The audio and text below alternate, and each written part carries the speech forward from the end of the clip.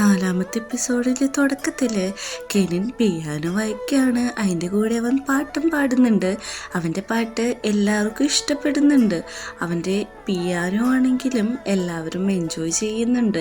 എല്ലാവരും അവന് വേണ്ടി ചിയർ ചെയ്യുകയാണ്. അപ്പോഴേക്കും നമ്മുടെ കെനിൻ്റെ അടുത്തേക്ക് ഒരു പ്രിൻസസ് വന്നിട്ട് പറയും, ഞാൻ പ്രിൻസസ് ഇവിയാണ്, എൻ്റെ നാട് തായ്ലാൻഡാണ്. പിന്നെ ഇന്നത്തെ നിങ്ങളുടെ ഔട്ട്ഫിറ്റ് കാണാൻ നല്ല രസമുണ്ട്, ടോട്ടലി കാണാൻ നല്ല ഭംഗിയുണ്ടെന്നൊക്കെ പറയാണ്. എന്നിട്ട് എന്താവശ്യം ഉണ്ടെങ്കിൽ എന്നെ കോണ്ടാക്ട് ചെയ്തോളാൻ പറയുന്നുണ്ട്. അങ്ങനെ നമ്മുടെ രാജാവിൻ്റെ അടുത്ത് അവിടുത്തെ ഒരു പ്രമുഖനായിട്ടുള്ള ഒരാൾ വന്ന് സംസാരിക്കുകയാണ്. അപ്പോൾ രാജാവ് പറയുന്നുണ്ട്, ഇന്നത്തെ ഇതിന് വന്നതിന് നന്ദി എന്നൊക്കെ. നമ്മുടെ കെനിനും സംസാരിക്കുന്നുണ്ട്. കെനിന് ഇതെല്ലാം വാക്കിട്ടോക്കി വെച്ചിട്ട് നമ്മുടെ ശരണാണ് പറഞ്ഞു കൊടുക്കുന്നത്, ഇതാരാണ്, ഇയാളുടെ പേരെന്താണെന്നൊക്കെ ഉള്ള കാര്യം. അപ്പോൾ കെനിന് ഇയാളോട് സംസാരിക്കുന്നത് കേട്ടിട്ട് രാജാവിന് വരെ അത്ഭുതമാകുന്നുണ്ട്. ഇങ്ങോട്ട് വന്നതിന് വെൽക്കമൊക്കെ ചെയ്യുന്നുണ്ട്. അങ്ങനെ നമ്മുടെ സിൽവിൻ വന്നിട്ട് നമ്മുടെ കെന്നെ പരിചയപ്പെടുകയാണ്. എന്നിട്ട് പറയുന്നുണ്ട്, ഇനി അടുത്തതായിട്ട് ഡാൻസിങ് ആണ്, ഇവിടുത്തെ ട്രഡീഷണലാണ്, അതിനു വേണ്ടി തയ്യാറെടുക്കണമെന്ന് ചരണം അതിനെപ്പറ്റി പറഞ്ഞു കൊടുക്കുന്നുണ്ട്. അങ്ങനെ എല്ലാവരും ഓരോരുത്തരെ പാർട്ട്നേഴ്സായിട്ട് കണ്ടുപിടിക്കുകയാണ്. നമ്മുടെ കെന്നിനെ ആണെങ്കിൽ പാർട്ട്ണർ ആരെയും കിട്ടാതെ നിൽക്കുമ്പോൾ എവ വന്നിട്ട് പറയാണ്, എൻ്റെ ഒപ്പം ഡാൻസ് കളിക്കാമോ എന്ന്. കെന്നിന് സമ്മതിക്കുന്നുണ്ട്. അങ്ങനെ എവയുടെ ഒപ്പം ഡാൻസ് കളിക്കാൻ തുടങ്ങുകയാണ്. ഇതിനാണെങ്കിൽ എല്ലാവരും മാറി നോക്കുന്നുണ്ട്. അപ്പോഴാണ് നമ്മുടെ ചരണിൻ്റെ അടുത്തേക്ക് ഒരു ലേഡി വന്നിട്ട് എൻ്റെ കൂടെ ഡാൻസ് കളിക്കുമെന്ന് ചോദിക്കുന്നത്. ചരൺ അതിന് സമ്മതിക്കുന്നുണ്ട്. ചരണും ആ ലേഡിയും കൂടെയാണ് ഡാൻസ് കളിക്കുന്നത്. ഇത് കണ്ടിട്ട് കെനിന് ഒട്ടും ഇഷ്ടപ്പെടുന്നില്ല. എന്തോ അസൂയ പോലെയൊക്കെ അവന് തോന്നുന്നുണ്ട്. പെട്ടെന്ന് നമ്മുടെ ചരനെയും വലിച്ചു പറിച്ചിട്ട് നമ്മുടെ കെനിൻ ചരണിൻ്റെ ഒപ്പം ഡാൻസ് കളിക്കുകയാണ്. എല്ലാവരും നോക്കുന്നുണ്ട്. ഡാൻസ് കളിക്കുന്നതിൻ്റെ ഇടയിൽ നമ്മുടെ ചരണിൻ്റെ കാല് സ്ലിപ്പായി കെനിനും ചരണും കൂടി വീഴാൻ പോകുന്നുണ്ട്. അത് എല്ലാ മീഡിയക്കാരും ഫോട്ടോ എടുക്കുകയാണ്. എല്ലാവരും ഓരോന്നൊക്കെ പറയുന്നുണ്ട്. അങ്ങനെ തന്നെ അവർ സ്റ്റെക്കായി നിൽക്കുമ്പോൾ എല്ലാവരും വന്ന് ഫോട്ടോ എടുക്കുക മാത്രമല്ല, ബാക്കിയുള്ളവർ അതിനെപ്പറ്റി ഗോസിപ്പ് പറയുകയും ചെയ്യുന്നുണ്ട്. നമ്മുടെ എവേ രാമയിലേക്കാണെങ്കിൽ ഇത് നോക്കി നിൽക്കുന്നുണ്ട്. ചാഗരിക്ക് പെട്ടെന്ന് തന്നെ കാര്യം മനസ്സിലായിട്ട് ചാഗരി വന്നിട്ട് നമ്മുടെ കെനിനോട് പറയാണ്, രാജാവ് ഇത്ര നേരം ഡാൻസ് കളിച്ചില്ലേ, അതുകൊണ്ട് കുറച്ചു നേരം ബ്രേക്ക് എടുക്ക്, നിങ്ങളെല്ലാവരും എന്താണ് നോക്കിക്കുന്നത്, പാർട്ടി എൻജോയ് ചെയ്യുമെന്ന് പറഞ്ഞിട്ട് നമ്മുടെ കെനിനെ അവിടെ നിന്ന് കൊണ്ടുപോവാണ്. ഈ റൂമിൽ കെനിന് ഇരിക്കുമ്പോൾ നമ്മുടെ ചാകരി പറയുന്നുണ്ട്, ഇനി അടുത്തതായിട്ട് ഇൻ്റർവ്യൂ ആണ്, രാജാവ് ഒന്നുകൊണ്ടും പേടിക്കണ്ട, എന്തെങ്കിലും ഉത്തരം കൊടുക്കാൻ പറ്റാത്ത ചോദ്യമാണെങ്കിൽ എന്നെ ഒന്ന് നോക്കിയാൽ മതി, ഞാൻ ഡീൽ ചെയ്തോളാന്ന്. ചരൺ പറയുന്നുണ്ട്, ഞാൻ അങ്ങോട്ട് വരുന്നില്ല, നിങ്ങൾ പൊക്കോളാനായിട്ട്. അങ്ങനെ ഇൻ്റർവ്യൂവിൻ്റെ സമയമുണ്ട്. ചാകരി നമ്മുടെ കെനിൻ്റെ ഡ്രസ്സെല്ലാം മര്യാദക്ക് ഇട്ട് കൊടുക്കുന്നുണ്ട്. ഇൻ്റർവ്യൂവർ ചോദിക്കുന്നുണ്ട്, കൊട്ടാരത്തിൻ്റെ വന്നതിന് മുമ്പുള്ള ലൈഫ് എങ്ങനെയായിരുന്നു എന്ന്. എൻ്റെ ലൈഫ് അടിപൊളിയായിരുന്നു, ഞാൻ UK താമസിച്ചത് ഇത്രയും നാളും, അത് മാത്രമല്ല എനിക്ക് അവിടെ കുറേ ഫ്രണ്ട്സ് ഉണ്ട് എന്നൊക്കെ പറഞ്ഞിട്ട് ഭയങ്കര ജോളിയായിട്ടാണ് ഇൻ്റർവ്യൂ ചെയ്യുന്നത്. അടുത്ത ക്വസ്റ്റ്യൻ ചരണായിട്ട് ക്ലോസ് ആണോ എന്ന് നോക്കിയപ്പോൾ ചാഗരിനെ നോക്കുന്നുണ്ട്. ചാഗരി നമ്മുടെ പ്രിൻസിനെ വിളിച്ച് അകത്ത് കൊണ്ടേ ഇരുത്താണ് ഇൻ്റർവ്യൂ നിർത്തിയിട്ട്.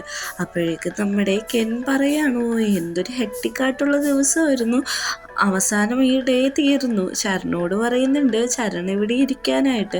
ചാഗരിയുടെ ഫുഡ് കൊണ്ടുവരാൻ പറഞ്ഞു വിടുന്നുണ്ട്. എൻ്റെ അടുത്ത് വന്നിരിക്കാനാണ് ചരണോട് കെൻ പറയുന്നത്.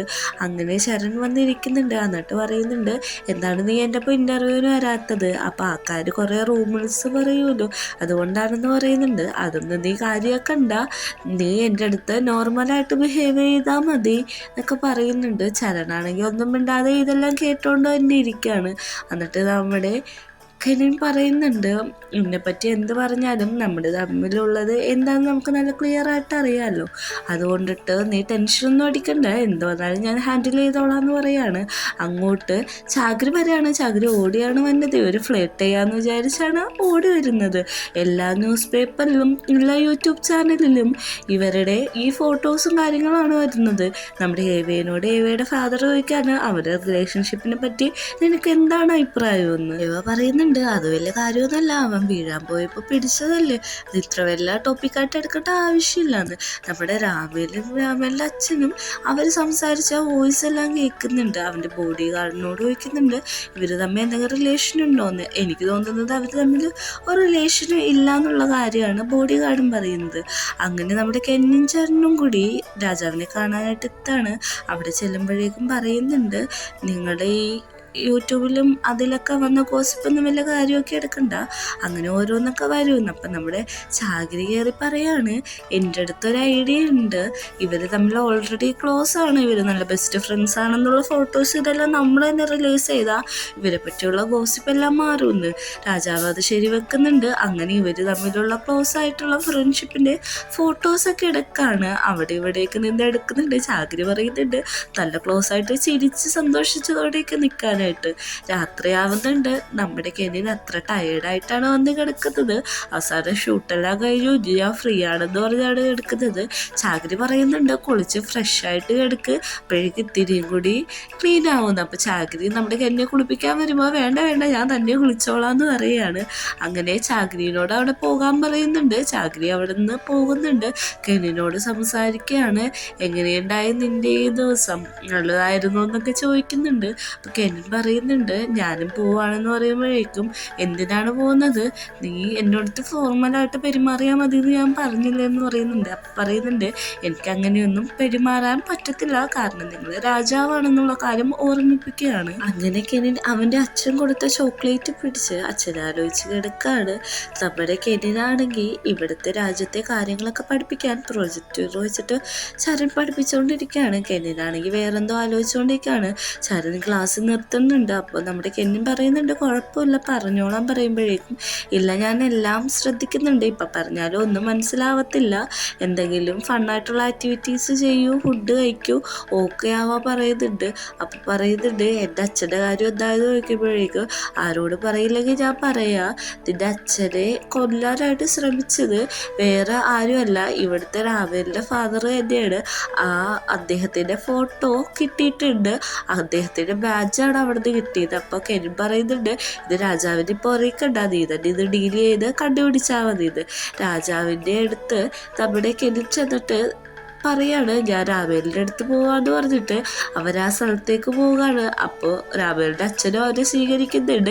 ഇവിടെ എന്താവശ്യം ഉണ്ടെങ്കിലും ഞങ്ങളോട് പറഞ്ഞാൽ മതി, ഞങ്ങൾ നല്ല രീതിക്ക് നോക്കിക്കോളാം, ഇവിടെ ഒരു കാണാൻ നല്ലൊരു സ്ഥലമുണ്ടെന്ന് പറഞ്ഞിട്ട് രാമേലി നമ്മുടെ കെനിനെ വിളിച്ചുകൊണ്ട് പോവുകയാണ്. കാര്യം മാത്രമല്ല ഇവിടെ കാണാനുള്ളത്, ഇവിടെ ഒരു ഫോറസ്റ്റ് ഉണ്ട്, അത് റോയൽ മെമ്പേഴ്സിന് മാത്രമാണ് അങ്ങോട്ട് പോകാൻ പറ്റത്തുള്ളൂ, നമുക്ക് പോകാം, നമുക്ക് രണ്ടുപേർക്കും മാത്രമാണ് പോകാൻ പറ്റത്തുള്ളൂ എന്ന് പറയാണ്.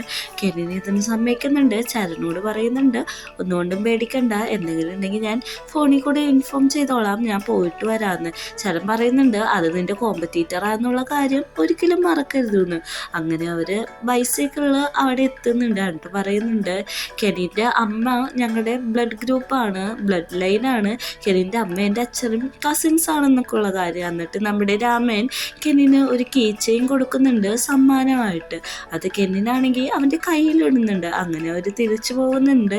തിരിച്ചു പോകുന്ന വഴി ഒരു സ്നേക്കിൻ്റെ ടെമ്പിളിൻ്റെ സൈഡിൽ നിർത്തുന്നുണ്ട്. എന്നിട്ട് പറയുന്നുണ്ട് ഇത് റോയൽ ടെമ്പിളാണ്, ഇവിടെ പണ്ടുകാലം തൊട്ട് നമ്മുടെ ആൾക്കാരൊക്കെ വരുന്നുണ്ട്, നിനക്ക് ഞാൻ തന്ന ചെയിനിലും ഈ ദൈവത്തിൻ്റെ പിക്ചറാണെന്നുള്ള കാര്യമൊക്കെ.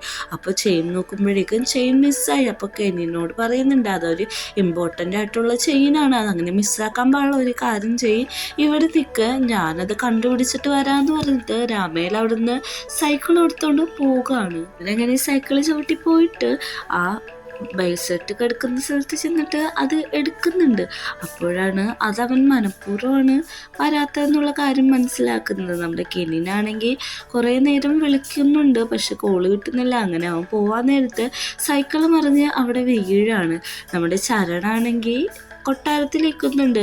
അപ്പോൾ നമ്മുടെ ബോഡി ഗാർഡ് വന്നിട്ട് ചോദിക്കും പ്രൊഫസർ എന്താ ഇവിടെയെന്ന് ചോദിക്കുമ്പോൾ കെനിൻ്റെ ഒപ്പം വന്നതാന്നുള്ള കാര്യം പറയുന്നുണ്ട്.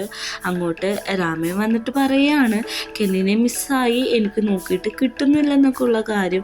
ഇത് കേൾക്കുന്നതും നമ്മുടെ ബോഡി ഗാർഡും പുറകെ പോകുമ്പോൾ നീ എന്തിനാണ് പുറകെ പോകുന്നതെന്ന് ചോദിക്കുമ്പോൾ കെനിനെ കണ്ടുപിടിക്കാനാണെന്ന് പറഞ്ഞിട്ട് എല്ലാവരും കൂടി പോവാണ്. എല്ലാവരും അവിടെ ചെന്നിട്ട് നാലും നാല് വഴിക്ക് പിരിയാണ്. നമ്മുടെ ബോഡി ഗാർഡിന് മനസ്സിലാവുന്നുണ്ട് ഇത് നമ്മുടെ രമിൻ മനഃപൂർവ്വം ചെയ്യുന്ന കാര്യമെന്ന്. നമ്മുടെ ചരൺ അന്വേഷിച്ച് ചെല്ലുന്നുണ്ട്. കെനിൻ അവിടെ ഇരിക്കുന്നുണ്ട്. ചോദിക്കുന്നുണ്ട് എന്തെങ്കിലും പറ്റിയോന്ന് ചോദിക്കുമ്പോൾ ഞാൻ സൈക്കിൾ ഓട്ടാൻ നേരത്തെ മറിഞ്ഞു വീണു, എന്നിട്ട് കാല് മുറിഞ്ഞിട്ടുണ്ടെന്ന് പറയുന്നുണ്ട്. വേദന എടുക്കുന്നൊന്നും പറയുന്നുണ്ട് ഇത് എൻ്റെ തെറ്റാണ്, എന്നോട് ക്ഷമിക്കണം രാജാവേ എന്ന് പറയുമ്പോഴേക്കും അതെങ്ങനെ നിൻ്റെ തെറ്റാവുക, ഇത് എൻ്റെ തെറ്റാണ്, ഞാൻ അവനെ വിശ്വസിച്ചു, അതാണ് ഞാൻ ചെയ്ത തെറ്റെന്ന് പറയുന്നുണ്ട്. ഇല്ല ഇത് നമുക്ക് ഇതാരോട് പറയണ്ട, നമുക്ക് പോകാം എന്ന് പറയുന്നുണ്ട്. കെനിൻ എണീറ്റ് കിടക്കാൻ നോക്കുന്നുണ്ട്. പക്ഷെ അവനെ കൊണ്ട് പറ്റുന്നില്ല. ചരനാണെങ്കിൽ കെനിനെ എടുത്തോണ്ടാണ് അവിടെ നിന്ന് വരുന്നത്. എല്ലാവരും മുമ്പിൽ എത്തുന്നുണ്ട്. നമ്മുടെ രാമൻ പറയുന്നുണ്ട് എന്നോട് ക്ഷമിക്കണം, എനിക്ക് വഴിതെറ്റിപ്പോയതാണെന്ന്. അപ്പോഴേക്കും നമ്മുടെ കെനിനും മനസ്സിലാവുന്നുണ്ട് അവൻ മനഃപൂർവ്വം ചെയ്തതാണെന്ന്. ആ ബ്രേസ്ലെറ്റ് തിരിച്ചു കൊടുക്കുമ്പോൾ കെനിൻ അത് പേടിക്കുകയാണ്. അങ്ങനെ എല്ലാവരും കൊട്ടാരത്തിലേക്ക് ചെല്ലാണ്. കൊട്ടാരത്തിലെത്തുമ്പോഴേക്ക് ചാഗ്രി ഫസ്റ്റ് എയ്ഡൊക്കെ വെച്ച് കൊടുക്കുന്നുണ്ട്. ഇത് കണ്ടുകൊണ്ട് എല്ലാവരും നിൽക്കുന്നുണ്ട്. കെനിനാണെങ്കിൽ നല്ല രീതിക്ക് പെയിൻ എടുക്കുന്നുണ്ട്. നമ്മുടെ രാമേലിൻ്റെ അച്ഛൻ വന്നിട്ട് നമ്മുടെ ബോഡി ഗാർഡിനെ തല്ലാണ്. അണ്ണ പറയാണ് ഇത് നിന്റെ ഫോൾട്ടാണ്, നീ കാരണമാണ് ഇങ്ങനെയൊക്കെ സംഭവിച്ചതെന്ന്. രാമനോടുള്ള ദേഷ്യം ഫുള്ളും നമ്മുടെ ബോഡി ഗാർഡിനോടാണ് തീർക്കുന്നത്. നമ്മുടെ കെൻ പറയുന്നുണ്ട് കുഴപ്പമില്ല, അവന് തല്ലേണ്ട ആവശ്യമൊന്നുമില്ല, ഞാൻ ഓക്കെയാണെന്ന് പറയുന്നുണ്ട്. രാമേലിൻ്റെ തല കുത്തിപ്പിടിച്ചിട്ട് പറയുന്നുണ്ട് നീ അവനെ നല്ല രീതിക്ക് നോക്കണം, അപ്പോളജി ചെയ്യാനൊക്കെ. എന്നിട്ട് നമ്മുടെ ബോഡി ഗാർഡിനെ പിടിച്ചെടുത്തേക്കാണ്.